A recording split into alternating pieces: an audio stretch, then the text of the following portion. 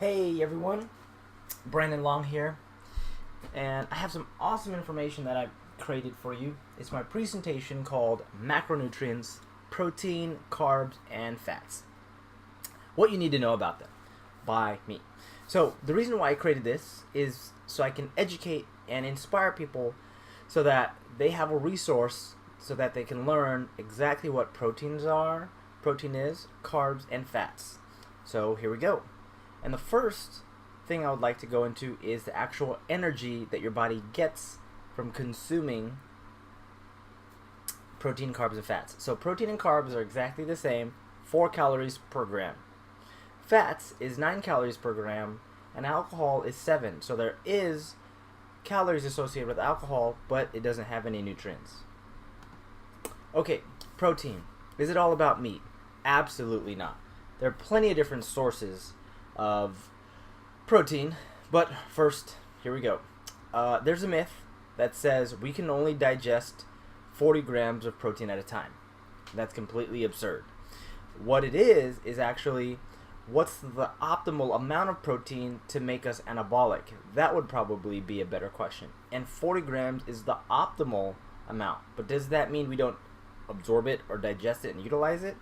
Absolutely not. So, what is protein's role? Protein's role is used for enzyme production, protein synthesis, and is considered an essential nutrient, meaning our body does not produce protein. Some great sources of protein is turkey, beef, pork, whey, casein, soy, tofu, legumes, and nuts. So, TEF, thermic effective food. You may wonder what this is. Well, what this is there's certain foods that you can consume that will burn more calories to absorb, digest, and utilize that food. So what is it? Protein. So you may think, oh wait, how does it do that? Well, the actual value of protein is more like 5 grams, but because of the energy loss, it's considered 4. So by consuming more protein, your body will burn more calories. Period. Alright, carbs. Carbs. You may be wondering, is carbs all about bread and pasta? No. Check this out. So, carbohydrates, the good and bad side. What exactly are carbohydrates? Well, carbohydrates are small glucose molecules linked together in various sizes. You have the smallest denominator, the glucose chain. If there's 2 of them or 3 of them or multitudes of them, they create different carbohydrates. So some different forms that they come in are fruits, vegetables, pastas, breads, oats, grains, candy, and fiber. You may ask, what's the best option for me? I'll get right to that. Good carb, bad carb, we're the good guys. No, we're the bad guys. So, okay, here's a little explanation on the different effect that on the left hand side good carbs has and the effect that on the right hand side the bad carbs have. Okay, so on the left hand side you see slowly digested carbs, and you'll see a few things. You'll see the blood glucose level rise directly after consumption, and then you'll see the insulin line follow it directly, and then you'll see the hours after eating. So it keeps a certain amount of glucose in your blood even after hours and hours upon after eating. Okay, so on the right hand side you'll see 2 quickly digested carbs, the bad carbs, and you'll see how huge that spike is, and then you'll see the insulin follow and taper off. But what will you see happen to the glucose level? Boom, it'll drop. So typically when you have this drop, that's the point of when you crash. Okay? More on that in a second. Okay, good carbs versus bad carbs. Why carbohydrates matter to you. Over the last 10 years, opinions have ranged wildly on carbohydrates. Some diets promote carbs as healthy, while others shun them. So are carbohydrates good or bad? The short answer is they're both. So what are some other sources of carbohydrates? breads, cereals, rice, pasta, nuts, seeds, vegetables, fruits, milk, dairy, juice, soda, candy, and desserts. So, the difference between the good carbs and the bad carbs is complex carbs versus simple carbs, and good versus bad. Why is good good? The reason why it's good is because it's high in fiber and nutrients, it has a low GI, it'll help you feel fuller with fewer calories, and it'll actually naturally stimulate your metabolism. The reason why simple carbs are bad is because typically simple carbs are processed carb foods that have been stripped of their natural nutrients and fiber to make them consumer friendly, or at least last longer on the shelves. If you notice, if you go to the grocery market, all the things that last forever are simple sugars. Simple sugar type of treats, so sodas, cookies, candy, all that stuff.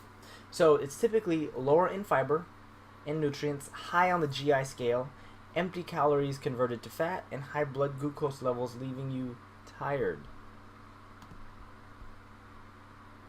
Okay, starchy carbs is high on the glycemic index. So what is a glycemic index? So the glycemic index is what was created so that diabetics could understand, oh, this food is going to have my insulin response high, so that it's going to absorb all of my sugar, so I'm going to have low blood sugar, and that's really dangerous for diabetics. So they're going to stay away from the foods that are high GI.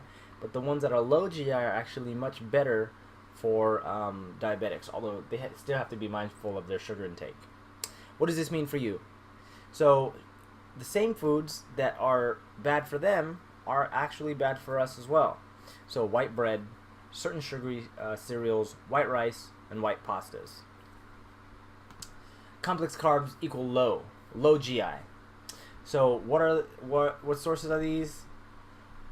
Fruits, veggies, whole and minimally processed grains, and legumes. Moving on to the last macronutrient, fats, lipids, and oils. So what is the role of fat? A couple different things that it does. One, the fat you consume, it's the precursor to the hormone production. So hormones like testosterone, estrogen, progesterone. Fat is actually the building block of hormones, and actually it's cholesterol too. Certain vitamins and minerals are fat soluble, meaning it's stored in fat, and it's the densest energy source because it has twice the amount of energy as protein and carbs. So what are some great sources? Avocados, walnuts, nuts, coconut oil, and olive oil. So some different kinds, saturated and unsaturated.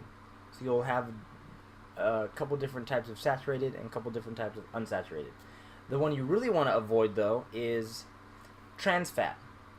Trans fat was created, it's brand new fat actually, it was created through the process of having foods preserved, of preserving foods. So meaning, for example, peanut butter. Something that I always recommend is always get organic peanut butter. Why? Hydrogenated oils is found on the ingredient label of most mainstream peanut butters. So you'll find Skippy, Jiffy, and essentially what they do is they blast the fat with hydrogen molecules, and they actually change the genetic structure so that the saturated fat is transitioning to the unsaturated fat is transitioning to saturated fat, but gets somewhere caught in the middle, and that's where you have your transitional fat or your trans fat, and it's actually unknown, and it's really bad to the body. Last but not least, nutrition label. So what I've done here is I've already taken the 5 grams, the 26 grams, and the 20 grams and put it in order, and put the energy value of each macronutrient right by it, so that we can actually add all the calories and see where they come from. So 5 grams times 9 is 45, 26 grams times 4 is 104, and 20 grams times 4 is 80. So you add this all up, 229. You can kind of see the difference. 232, 229 is pretty close, right? Really, really close. Anywho, that's all the information I have for you today. Thanks again for taking the time out to listening to my video, and hopefully you got a lot of value out of it. Peace.